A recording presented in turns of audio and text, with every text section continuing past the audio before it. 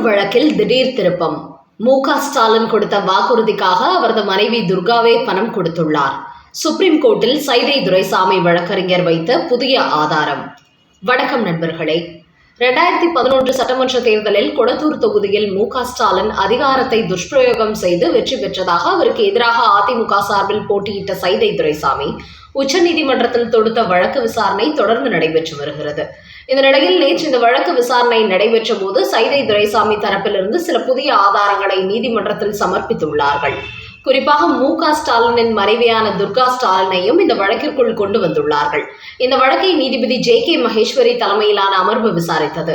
அப்போது சைதை துரைசாமி சார்பில் ஆஜரான வழக்கறிஞர் கொளத்தூர் தொகுதியில் சின்னம் பெயரை அச்சிட்டு வழங்கியது மட்டுமின்றி வாக்காளர்களுக்கு பணமும் கொடுத்தார்கள். அது குறித்த CD ஆதாரங்களை நீதிமன்றத்தில் சமர்ப்பித்துள்ளோம். இவை அனைத்தும் தேர்தல் ஆணைய அதிகாரிகளால் டிஜிட்டல் ஆவணமாக பதிவு செய்யப்பட்டு சான்றிதழ் வழங்கப்பட்டுள்ளது. அதனால் இந்த ஆதாரங்களை நீதிமன்றம் சந்தேகிக்க முடியாது என்று சைதை துரைசாமி தரப்பு வழக்கறிஞர் நீதிமன்றத்தில் வாதம் செய்துள்ளார். மேலும் இந்த கொளத்தூர் தொகுதியில் உள்ள ஈஸ்வரி என்கிற மருத்துவமனையில் வைத்து வாக்காளர்களுக்கு பணம் பட்டுவாடா செய்தார்கள். அங்கு பணம் பட்டுவாடா செய்யப்பட்டதை கண்டறிந்த அதிமுகவினர் அவர்களை முற்றுகையிட்ட போது அந்த அறையை மூடிக்கொண்டார்கள். நீண்ட நேரத்துக்கு பிறகு அந்த அறை திறக்கப்பட்டது. அப்போது அந்த அறைக்குள்ளே இருந்த மகளிர் சுய உதவிக்குழுவைச் சேர்ந்த பெண்கள் கட்டுக்கட்டாக கையில் பணத்தை வைத்திருந்தார்கள். அப்போது நாங்கள் பறக்கும் படை அதிகாரிகளை அழைத்துச் சென்றோம். ஆனால் அதிகாரிகள் உள்ளே நுழைந்ததும் அங்கு பதுங்கியிருந்த திமுகவினர் முதல் மாடியிலிருந்து பணக்கட்டுகளை அவர்களின் கண்ணை மறைத்து வெளியில் வீசி எறிந்தார்கள். அப்படி அங்கிருந்த பெண்கள் பணக்கட்டுகளுடன் வெளியே வரும்போது அதை நாங்கள் வீடியோ எடுத்தோம். அந்த ஆதாரங்களும் நீதிமன்றத்தில் சமர்ப்பிக்கப்பட்டுள்ளது. ஆனால் பணப்பட்டுவாடா செய்த நபர்களை அதிமுகவினர் காவல்துறையிடம் புள்ளி விவரத்துடன் தெரிவித்து புகார் அளித்த போதும் அவர்கள் மீது வழக்கு பதிவு செய்ய மறுத்துவிட்டார்கள். காரணம், அப்போது மு.க. ஸ்டாலின் தமிழ்நாட்டின் துணை முதலமைச்சராக இருந்தார். அவர் அதிகாரத்தில் இருந்ததால் அவருக்கு எதிரான புகார்கள் மீது காவல்துறை நடவடிக்கை எடுக்க மறுத்துவிட்டது என்று கூறியுள்ள சைதை துரைசாமி வழக்கறிஞர், மேலும் பல இடங்களில் பணப்பட்டுவாடா செய்யும் நபர்களை அதிமுகவினர் காவல்துறையிடம் பிடித்து கொடுத்தும் கூட அவர்கள் மீது எந்த நடவடிக்கையும் எடுக்கவில்லை. அப்போது திமுக தரப்பில் ஆஜரான வழக்கறிஞர் கபில் சிபல் இந்த வழக்கில் சாட்சியாக இருக்கும் அனைவருமே அதிமுகவை சேர்ந்தவராக இருக்கிறார்கள். இது ஏன் நீங்கள் ஜோடிக்கப்பட்ட ஆட்களாக இருக்கக்கூடாது என்று எதிர்கேள்வி கேட்டார். அதற்கு சைதை துரைசாமி தரப்பு வழக்கறிஞர், இதுபோன்ற குற்றச்சாட்டுகளை எங்கள் கட்சியினர் மட்டுமே தைரியமாக வெளியில் சொல்வார்கள். அதோடு திமுகவினர் செய்த குற்றங்களுக்கு சாட்சி சொல்ல எப்படி திமுகவினரே வருவார்கள்? அதை அவர்கள் மூடி மறைக்கத்தானே பார்ப்பார்கள் என்று பதில் கொடுத்ததோடு, திமுகவினர் பணப்பட்டுவாடா செய்தால் அதிமுகவினர் அதை தடுப்பார்கள். அப்படி இருக்கும்போது அவர்கள் கொடுத்த புகார் அடிப்படையில் எப்படி காவல்துறை நடவடிக்கை எடுக்காமல் இருக்கலாம்? அப்படி அவர்கள் நிராகரித்தது போன்று அந்த ஆதாரங்களை இப்போது உச்சநீதிமன்றமும் நிராகரிப்பது வேதனையாக உள்ளது. ஒரு கட்சியினர் தவறு செய்தால் இன்னொரு கட்சியினர் தான் அதற்கு எதிராக புகார் அளிப்பார்கள். அப்போது காவல்துறை களமிறங்கி அந்த புகார் குறித்து நடவடிக்கை எடுக்க வேண்டும். அது உண்மையா இல்லையா என்பதை விசாரணை நடத்த வேண்டும். ஆனால் அதிகாரம் மு.க. ஸ்டாலின் கையில் இருந்ததால் எந்த நடவடிக்கையும் எடுக்கப்படவில்லை. இதன் காரணமாக உண்மை அங்கு ஊமையாகிவிட்டது. அதனால் தான் நீதிமன்றத்திற்கு வந்தோம். அதனால் நாங்கள் கொடுத்துள்ள இந்த ஆதாரம் அடிப்படையில் மு.க. ஸ்டாலின் 2011 சட்டமன்ற தேர்தல் வெற்றியை நிராகரிக்க வேண்டும். தேர்தலில் ஜனநாயகத்திற்கு விரோதமாக யார் செயல்பட்டாலும் அவர்கள் ஆட்சி அதிகாரத்தில் இருக்கிறார்கள் என்பதை தவிர்த்து குற்றம் செய்திருப்பதற்கான ஆதாரங்கள் நிரூபிக்கப்படும் போது அவர்கள் மீது தகுந்த நடவடிக்கை எடுக்க வேண்டும் என்பது எங்களது கோரிக்கை என்று சைதை துரைசாமி தரப்பு வழக்கறிஞர் நீதிமன்றத்தில் வாதம் செய்துள்ளார். முக்கியமாக மு.க. ஸ்டாலின் மனைவியான துர்கா ஸ்டாலின் அந்த சமயத்தில் ஒரு வார இதழுக்கு பேட்டி அளித்திருந்தார். அந்த பேட்டியில் கொளத்தூர் மக்களுக்கு மு.க. ஸ்டாலின் அளித்த வாக்குறுதி சம்பந்தமாக அங்குள்ள மக்கள் தன்னை சந்தித்ததாகவும் அந்த வாக்குறுதிகளுக்காக தனது சொந்த பணத்திலிருந்து பணத்தை எடுத்து அவர்களுக்கு தான் கொடுத்ததாகவும் அவர் கூறியிருந்தார். அந்த வகையில் மு.க. ஸ்டாலின் மட்டுமின்றி அவரது மனைவியை கூட தேர்தல் நேரத்தில் மக்களுக்கு கொடுத்த வாக்குறுதிப்படி பணம் கொடுத்திருக்கிறார்.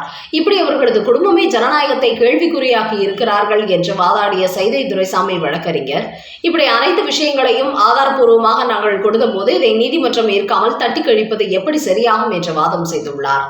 அப்போது திமுக சார்பில் வாதாடிய கபில் சிபல் குறுக்கிட்டு, சைதை துரைசாமி தரப்பு சொன்ன ஆதாரங்கள் எதுவுமே சட்டப்பூர்வமாக நிரூபிக்கப்படவில்லை. இவர் தன்னை எதிர்த்து போட்டியிட்ட மு.க. ஸ்டாலின் வெற்றியை தோல்வியாக அறிவிக்க வேண்டும் என்பதற்காகவே வழக்கு தொடுத்துள்ளார். அதனால்தான் சென்னை உயர்நீதிமன்றமே இவரது வழக்கை நிராகரித்துவிட்டது. அதோடு உச்ச நீதிமன்றமும் இந்த வழக்கில் 45 நாட்கள் அவருக்கு அவகாசம் கொடுத்தும் கூட சரியான ஆதாரங்களை நீதிமன்றத்தில் சமர்ப்பிக்கவில்லை. அதனால் 15 ஆண்டுகளுக்கு முன்பு நடந்ததாக இவர்கள் சொல்வது அனைத்துமே ஜோடிக்கப்பட்ட கதையாக உள்ளது என்று சொன்னவர் இந்த வழக்கை தள்ளுபடி செய்ய வேண்டும் என்று கூறியிருக்கிறார்.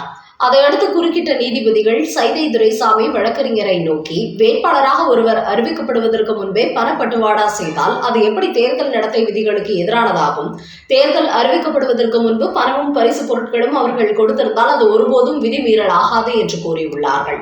அதற்கு சைதை துரைசாமி வழக்கறிஞர், தேர்தல் அறிவிப்புக்கு முன்பு கொடுத்தது மட்டுமின்றி பின்புதான் அவர்கள் அதிகமாக பணம் கொடுத்துள்ளார்கள். அதைத்தான் நாங்கள் ஆதாரபூர்வமாக கொடுத்துள்ளோம். குறிப்பாக தேர்தலுக்கு ஒரு வாரத்திற்கு முன்பு நடந்த பணப்பட்டுவாடாவை தான் நாங்கள் குற்றச்சாட்டாக கூறுகிறோம் என்று அவர் கூறியுள்ளார். இப்படி இரண்டு தரப்புக்கும் இடையே வாதம் நடைபெற்ற நிலையில் இந்த வழக்கு விசாரணை பிப்ரவரி 18ஆம் தேதி நாளையும் தொடரும் என்று சொல்லி நேற்று நடந்த வாதங்களை முடித்திருக்கிறார்கள். மேலும் இந்த வழக்கை பொறுத்தவரை மு.க.ஸ்டாலின் போலி வாக்குகள் மற்றும் ஓட்டுக்கு பணம் கொடுத்துதான் வெற்றி பெற்றார் என்பதை நீதிமன்றத்தில் நிரூபித்து 2011 கொளத்தூரில் அவர் பெற்ற வெற்றியை செல்லாது என்பதை அறிவிக்க வைத்துவிட வேண்டும் என்று அவருக்கு எதிராக அதிமுக சார்பில் போட்டியிட்ட சைதை துரைசாமி தீவிரமாக முயற்சி எடுத்து வருகிறார். ஆனால் சென்னை உயர்நீதிமன்றத்தில் இது குறித்த வழக்கு விசாரணை நடைபெற்ற போது போதுமான ஆதாரங்கள் இல்லை என்று சொல்லி தள்ளுபடி செய்து விட்டார்கள். இருப்பினும் அப்போது தான் சேகரித்த ஆதாரங்களை வைத்து மீண்டும் அவர் உச்சநீதிமன்றத்தில் இந்த வழக்கை தொடர்ந்து நடத்தி வருகிறார். தற்போதைய நிலவரப்படி இந்த வழக்கில் சைதை துரைசாமிக்கு வெற்றி கிடைக்குமா இல்லை ஸ்டாலினுக்கு கிடைக்குமா என்பதை புரிந்து கொள்ள முடியாத நிலையில் விவாதங்கள் நடைபெற்றுக் கொண்டிருக்கிறது. ஒருவேளை இந்த வழக்கின் தீர்ப்பு மு.க.ஸ்டாலினுக்கு எதிராக திரும்பினால் 2011 சட்டமன்ற தேர்தலில் அவர் வெற்றி பெற்றது செல்லாது என்று அறிவிக்கப்படுவதோடு அடுத்தபடியாக 6 ஆண்டுகளுக்கு அவர் தேர்தலில் போட்டியிட முடியாத சூழலும் ஏற்படும். அதனால் தான் இந்த வழக்கில் தான் எப்படியும் தப்பித்துவிட வேண்டும் என்பதற்காக கபில் சிபல் உள்ளிட்ட பல சீனியர் வழக்கறிஞர்களை மு.க.ஸ்டாலின் களத்தில் இறக்கிவிட்டுள்ளார் என்பது குறிப்பிடத்தக்கது. அடுத்த செய்தி. எம்ஜிஆர் நடித்த இதயக்கனி படத்தை பார்த்து தாரதாரையாக கண்ணீர் வடித்த எடப்பாடி பழனிசாமி. எம்ஜிஆர் நடித்த இதயக்கனி படம் சென்னையில் உள்ள ஆல்பர்ட் தியேட்டரில் 200 நாட்களை கடந்து ஓடிக்கொண்டிருக்கிறது. இந்த நிலையில் 225வது நாளான நேற்று எடப்பாடி பழனிசாமி அதிமுகவின் மாஜி அமைச்சர்களுடன் இதயக்கனி படத்தை கண்டு களித்துள்ளார். அப்போது படம் பார்த்து கொண்டிருந்த போது உணர்ச்சி பெருக்கில் திடீரென்று எடப்பாடி பழனிசாமி கண் கலங்கியுள்ளார். அவரது கண்களில் இருந்த தாரதாரையான கண்ணீர் வடித்துள்ளது. இதையடுத்து தனது எக்ஸ் பக்கத்தில் அவர் வெளியிட்டுள்ள பதிவில், இன்று கழக உடன்பிறப்புகளுடன் இதயக்கனி படத்தை கண்டு மகிழ்ந்தேன். 1975 இதயக்கனி படம் வெளியான போது கஷ்டப்பட்டு டிக்கெட் எடுத்து பலமுறை இந்த படத்தை பார்த்துள்ளேன். அதை அசை போட்டுக்கொண்டே எம்ஜிஆர் என்னும் 3 எழுத்து மந்திரத்தின் காலத்தால் அழியாத நடிப்பை கண்டு ரசித்தேன். தலைவரின் படங்கள் எப்போதுமே நமக்கு நற்பாடத்தை சொல்லும்.